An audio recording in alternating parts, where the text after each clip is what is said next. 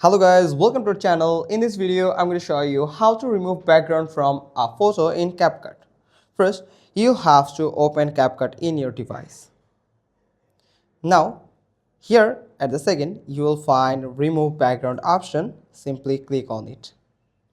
Then, simply select all of the photo that you want to remove background. Now, I'm going to select this photo. Now, you have to simply click on add button here. After selecting the photo, it will take a short loading, and after the loading you will find that the photo is now backgroundless and it is not transparent here. Sometimes you have to manually select the object for removing the background.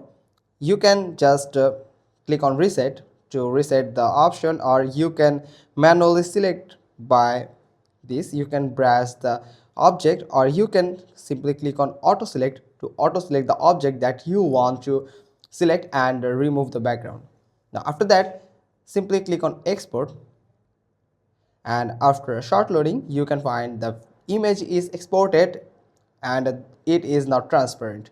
Then when you go to your gallery, and here is the photo of the boy, that the background is now removed from the photo and the photo is now transparent. That's how you can remove background from a photo in Capcut.